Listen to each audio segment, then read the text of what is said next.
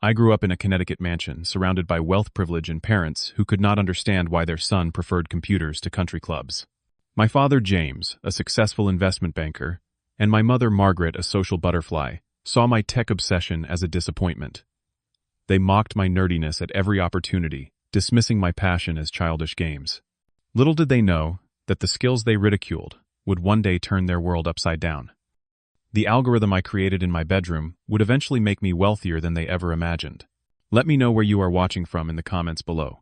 If you are ready to hear how I went from being the family embarrassment to someone my status-obsessed parents could not ignore, hit that like button and subscribe to see how I turned the tables. My earliest memories are filled with reminders of our family's status. Our sprawling Connecticut estate had 6 bedrooms, a tennis court, and gardens that required 3 full-time staff members. My father, James, worked long hours at his investment firm, returning home each evening to boast about deals and market movements I did not yet understand. My mother, Margaret, dedicated her life to maintaining our social position, hosting charity galas and tennis tournaments that brought the local elite to our doorstep. By age 7, I already knew I did not fit into their world.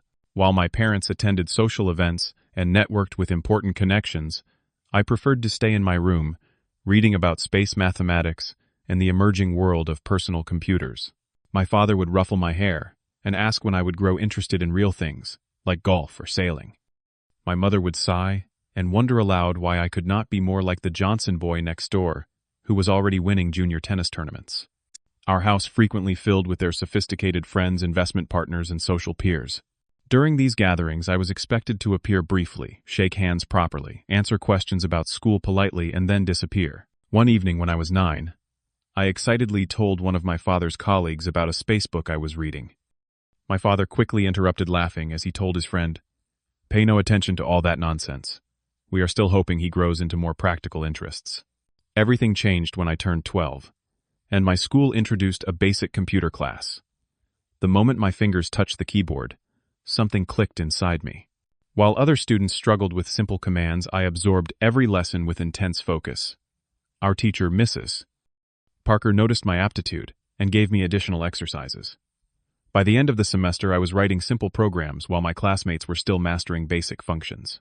I began saving every dollar from birthdays, holidays, and the small allowance my parents provided. After 6 months, I had enough to buy my first set of components. I still remember riding my bike to the electronics store, carefully selecting each part, and the thrill of bringing them home. I transformed my desk into a workstation and spent every free moment assembling my very first computer. My parents barely noticed at first. My father assumed it was an expensive toy that would soon lose my interest. My mother worried it would hurt my eyes and social development. Neither understood that I had discovered my passion. While they attended galas and business dinners, I taught myself programming languages through online tutorials and message boards, connecting with other enthusiasts who did not care about family names or social standing. By 14, I was creating simple games and applications in my bedroom. I remember the exhilaration of seeing my code work, of building something from nothing, but logic and creativity. The digital world became my refuge, a place where results mattered more than appearances or family connections. Every success, no matter how small, fueled my determination to learn more. As my skills grew, so did the tension with my parents. What began as mild concern evolved into active disapproval. "Henry, you are wasting your potential on these games," my father would say, completely dismissing the complexity of what I was creating. My mother was more direct. "No girl will ever be interested in a boy who spends all day staring at computer screens." Their dismissal turned to mockery as I entered high school. When I excitedly showed them a program I had worked on for weeks, my father laughed and asked when I would do something meaningful with my time. My mother suggested I join the debate team or student government, instead activities that would actually help your future. The worst incident came during my 16th birthday. My parents hosted a dinner party inviting their friends and their children. I had spent months developing a simple app that could predict stock movements based on historical patterns, thinking my father might finally appreciate my interests. When I tried to show it to him, he chuckled and announced to the table, "Our Henry thinks he can predict the market with his little computer program. Maybe next he will build a robot to replace me." The adults laughed. I retreated to my room, humiliated but more determined than ever. My younger sister, Amanda, was the only family member who showed any support. Though she excelled at all the things our parents valued, participating in debate competitions and serving on student council, She would sometimes visit my room to see what I was working on. They just do not understand it, she would tell me. But someday they will have to. Outside my family, I found one true advocate in Mr. Wilson, my high school mathematics teacher. He recognized my aptitude for algorithms and computational thinking, often staying after school to discuss advanced concepts or recommend resources. Your parents want what they know, he told me once. But the future belongs to those who can build it, not those who cling to the past. As graduation approached, I maintained perfect grades in mathematics, physics, and computer science, while merely passing subjects my parents deemed important. My father frequently compared me to the sons of his colleagues who were being recruited for Ivy League rowing teams or preparing for pre-law programs. When my sister Amanda was accepted to our parents' alma mater to study business economics, they threw an elaborate party with nearly 100 guests. My acceptance letters to several tech-focused universities, including a substantial scholarship offer, received only perfunctory congratulations. The final straw came when I announced my decision to attend State University's renowned computer science program, instead of the liberal arts college my parents had attended. "You are choosing to be ordinary," my father said, his disappointment palpable. My mother added, "All those brains, and this is what you decide to do with them." That night, I made a promise to myself, as I sat among my computers and codebooks. I would not only succeed on my own terms, I would accomplish something so significant that even they could not diminish it. Their mockery would become my motivation. The morning I left for university remains crystal clear in my memory. My parents stood stiffly by the door, offering mechanical hugs and generic advice. My father handed me a check saying, "At least try to make some normal friends." My mother added, "And do join a club that gets you away from those computers occasionally." They seemed more concerned about what they would tell their friends about my choice than about my actual education. Arriving at State University felt like taking my first full breath. Suddenly I was surrounded by people who spoke my language literally and figuratively. During orientation, I met dozens of students who shared my passion for technology. No one questioned why I spent hours coding or thought my ambitions were unrealistic. In my dormitory, discussions about algorithms and software architecture continued late into the night. For the first time, I felt like I belonged.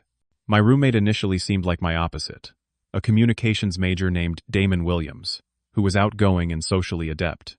Yet we formed an unexpected bond when he discovered I could help fix his perpetually crashing laptop. What started as technical assistance evolved into genuine friendship as we discovered complementary strengths. While I could build virtually anything digital, Damon instinctively understood how to explain complex concepts to non-technical people, a skill I sorely lacked. That first semester, I excelled academically while barely receiving calls from home. My parents checked in monthly with brief conversations focused on grades and whether I was making appropriate connections. Meanwhile, I was building the skills and relationships that would shape my future. While they hoped I would eventually transfer to their alma mater, I was laying the groundwork for a completely different path. The pivotal moment came during spring semester at a weekend hackathon. Fueled by energy drinks and shared ambition, Damon and I collaborated on a financial application that helped college students manage loans and expenses. We called it SenseSmart, as a play on being sensible with cents and dollars. When we won third place and received enthusiastic feedback from judges with industry connections, something shifted in my thinking. Perhaps I could build something that mattered sooner rather than later. Over summer break, I returned home briefly but found the atmosphere stifling. My father interrogated me about internship prospects, clearly hoping I had abandoned my computer hobby for something he considered legitimate.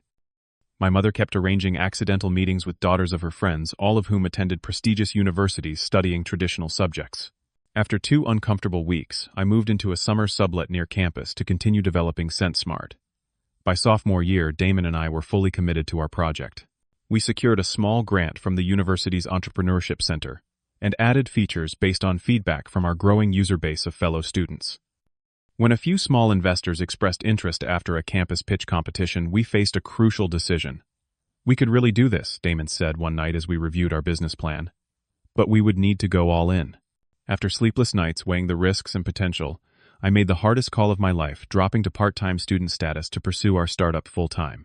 When I informed my parents during a tense phone conversation, their reaction was predictably furious. "You are throwing away your education for some fantasy," my father shouted. "No Davis has ever dropped out of college, not in 3 generations.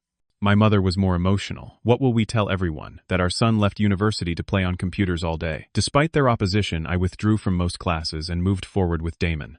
We used my savings from the scholarship stipend to fund development and rented a tiny office above a coffee shop near campus.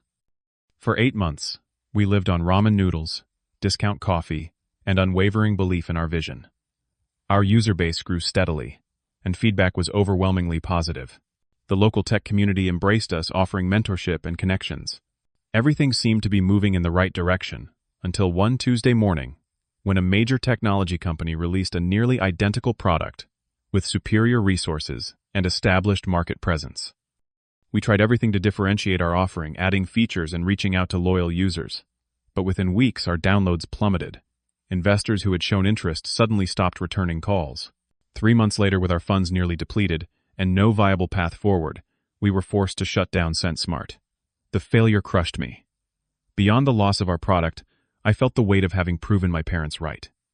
With no income, mounting credit card debt from last-ditch efforts to save the company, and incomplete coursework, I faced the humiliating prospect of returning home.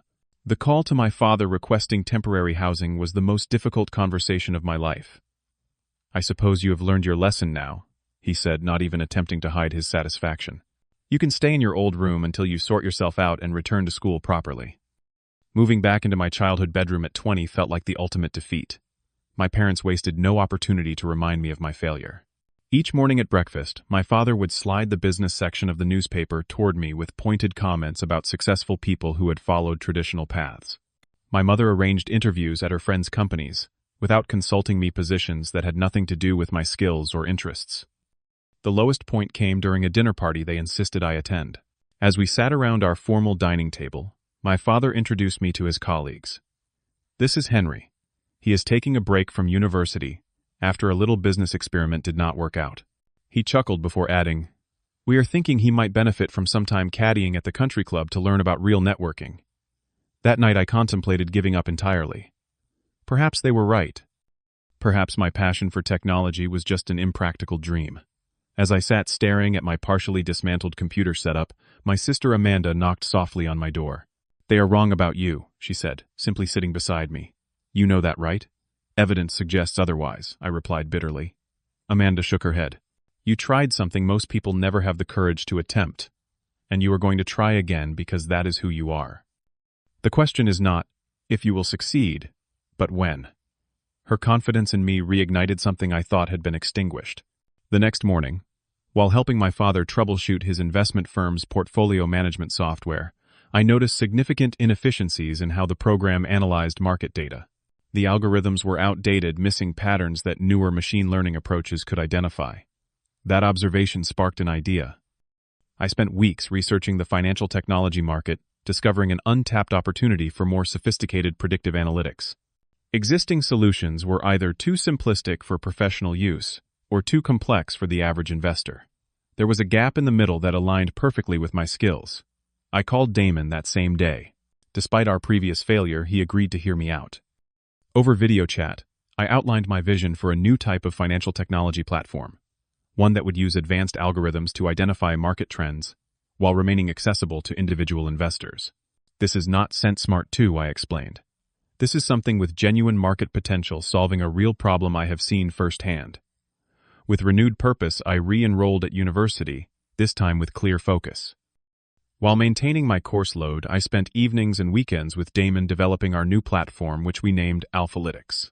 We applied everything we had learned from our previous failure, focusing on thorough market research and sustainable business modeling rather than just technical features. By senior year, we had a functioning prototype that could analyze historical market data and identify patterns human analysts might miss. We tested it against past market movements and found it consistently outperformed traditional analysis methods. As graduation approached, we faced another crossroads. Accept corporate job offers or commit fully to our vision. The memory of my previous failure and my parents' ridicule made the decision terrifying. But this time, we had validation experience and a clearer path forward. When I received graduation money from my grandparents, I made my choice. I would bet on myself one more time. My graduation day passed with minimal celebration. My parents attended the ceremony offering perfunctory congratulations while immediately pivoting to questions about job interviews. When I informed them I had declined several corporate offers to pursue Alphalytics, my father sighed deeply, and my mother excused herself from the conversation. They had hoped my previous failure had knocked the entrepreneurial spirit out of me. "You have a degree now," my father said flatly. "You could join any number of respectable firms. Why insist on this difficult path?" I wanted to explain that I was not choosing difficulty for its own sake but pursuing something meaningful. Instead, I simply said, "Because I believe in what we are building." With my grandparents' gift as seed funding, Damon and I rented a tiny apartment in a less desirable part of town. One bedroom became our office, the other we shared with an air mattress that we alternated using. We furnished the place with secondhand furniture and focused every dollar on development costs. Our diet consisted mainly of instant noodles, peanut butter sandwiches, and the cheapest coffee we could find. The work was all-consuming. We coded 16 hours a day refining our algorithms and building the user interface. When we were not programming, we were studying market trends, reading financial journals, and learning everything we could about the industry we hoped to disrupt. Sleep became an afterthought, a necessary inconvenience between coding sessions. The breakthrough came 4 months after graduation. After countless refinements, our algorithm successfully predicted a significant market shift that most analysts missed. We tracked several stocks over a 2-week period and found our system outperformed traditional analysis by nearly 30%. This was not just a marginal improvement.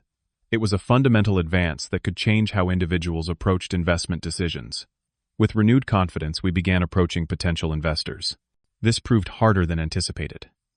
Most investment firms were run by people remarkably similar to my father, conservative, traditionally minded and skeptical of 2 young graduates claiming algorithmic superiority. Meeting after meeting ended with polite rejections or unanswered follow-ups. One particularly demoralizing pitch session stands out in my memory. After presenting to a room of investment partners, the senior manager, a gray-haired man with an expensive watch and dismissive smile, said, "Interesting toy. You boys have built but real. Investing is about experience and judgment, not computer programs." His condescending tone echoed my father's so closely that for a moment I felt like that humiliated teenager again. The constant rejection took its toll. My health suffered from stress and poor nutrition. I lost weight, developed insomnia, and battled persistent anxiety. A previous relationship ended when my girlfriend grew tired of competing with alphalytics for my attention. Some mornings I questioned whether we were merely delaying inevitable failure. Through it all, Damon remained my anchor. When my confidence faltered, his remained steady. "Every no gets us closer to a yes," he would say, his optimism unwavering despite the growing stack of rejections. Our partnership balanced perfectly, my technical expertise and his people skills, my focus on product and his on presentation. Without him, I would have surrendered months earlier.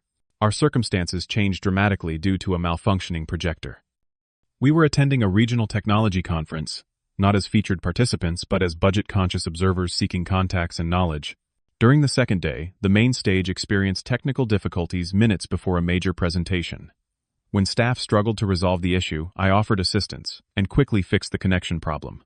The grateful presenter was Thomas Reed, a venture capitalist known for backing unconventional startups. After his talk, he sought me out to express thanks and asked about my own work. In the conference hallway, I gave him our elevator pitch, expecting the usual polite disinterest. Instead, he asked detailed questions about our algorithm and methodology. "Send me your deck," he said before leaving, "and come to my office next week. Bring your technical documentation." The meeting with Reed's firm was unlike any previous investor interaction. Rather than focusing on market size and revenue projections, they subjected our algorithm to rigorous testing against historical data. They brought in their own financial analysts to evaluate our approach and question our assumptions.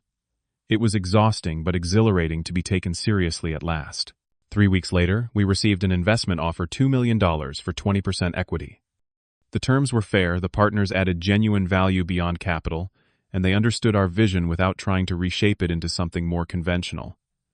After careful review and negotiation of terms, we accepted. Everything accelerated after securing funding. We leased proper office space, hired our first 4 employees, and upgraded from personal laptops to proper development workstations. We expanded our data sources, refined our user interface, and prepared for limited release to selected early adopters. The shift from 2 friends in a cramped apartment to founders of a funded startup happened so quickly, it seemed surreal.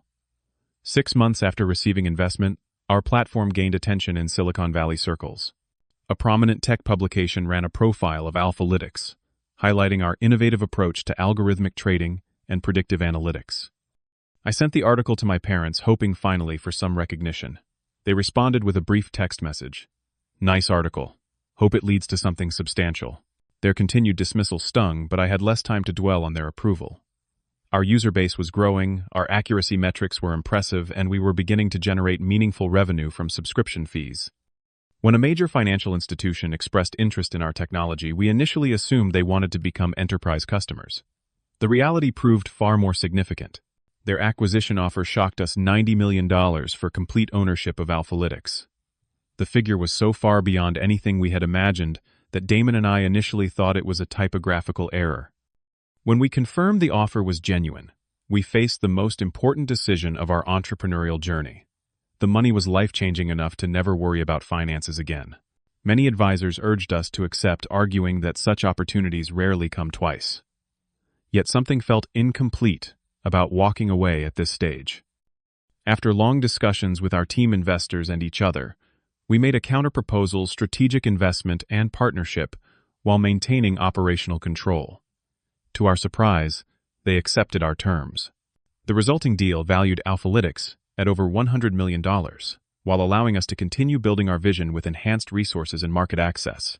My personal stake translated to a net worth exceeding $20 million at 24 years of age. The financial reality took time to process. I had gone from eating ramen in a shared bedroom to having more wealth than many would accumulate in a lifetime. More significantly, I had surpassed my father's net worth built over decades of traditional career advancement. The realization did not bring the satisfaction I had expected, but something more complex: validation, mixed with lingering desire for parental approval, I still had not received. When the deal closed, I did something impulsive. I purchased a modest 3-bedroom house near my childhood neighborhood. Not the mansion I could now afford, but a comfortable home reflecting my values rather than status concerns. Then I invited my parents to dinner, preparing myself for the conversation I had been rehearsing for years. Thanksgiving arrived 3 months after our investment deal closed. I had spoken briefly with my parents by phone, mentioning our company's success in vague terms but providing few details. Their responses remained cool, tinged with lingering disapproval of my unconventional path. When I invited them to dinner at my new home, they accepted with the air of parents humoring a child's play restaurant. I spent days preparing not just the meal but emotionally. This would be the first time seeing them since becoming financially successful on my own terms. Part of me hoped for vindication, for them to finally acknowledge they had been wrong about me. Another part simply wanted genuine connection after years of strained interactions. When they arrived, my mother immediately noticed the quality of the neighborhood, but made a point of mentioning it was not quite up to the standard of their area. My father glanced at my modest furnishings with a slightly raised eyebrow. "Renting?" he asked, assuming I could not afford to purchase property. "Actually, I bought it outright," I replied, watching surprise flicker across his face. I preferred to avoid mortgage debt. During dinner, they maintained their usual pattern, speaking at length about country club politics and their social engagements while showing minimal interest in my work. My mother mentioned a former classmate who had recently made partner at a prestigious law firm. My father commented on the promotion of a colleague's son at his bank. The familiar sting of comparison returned despite all I had accomplished. Finally, as we finished the main course, my father casually asked, "So how is your little computer project going? Making any progress?" The dismissive phrasing after everything that had happened ignited something inside me. Years of accumulated hurt, dismissal, and mockery crystallized into a moment of absolute clarity. I placed my fork down carefully. "My little computer project just received a $100 million valuation," I said quietly. "And I turned down a $90 million acquisition offer because I believe we are just getting started." The silence that followed was profound. My mother's wine glass froze halfway to her lips. My father stared at me clearly, trying to determine if I was exaggerating. "That is not possible," he finally said. "Companies like that are built by experienced people with proper connections." I took out my phone, pulled up the financial documentation, and passed it to him. "See for yourself." The deal closed last month. As he scrolled through the documents, his expression shifted from disbelief to shock. My mother leaned over to look, her perfectly maintained composure cracking as she processed the figures. "But how did you?" my father began. "By doing exactly what you spent years mocking," I replied. "By believing in my abilities when you did not. By working 18-hour days on technology you dismissed as games. By failing once and getting back up, instead of accepting the conventional path you prescribed, years of emotional restraint broke. I told them how their dismissal had hurt me, how their mockery had wounded me deeply, but ultimately fueled my determination. I described nights spent coding while doubting myself because of their lack of faith. I explained how their ridicule at family gatherings had made me feel fundamentally inadequate despite my talents. Do you have any idea what it feels like to have your parents consider your passion worthless? I asked. To have them actively root against your dreams rather than support them.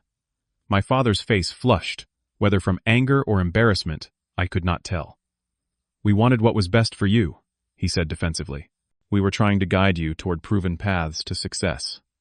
No, I countered. You wanted me to follow paths that would make you comfortable, that would fit your narrative about what success looks like.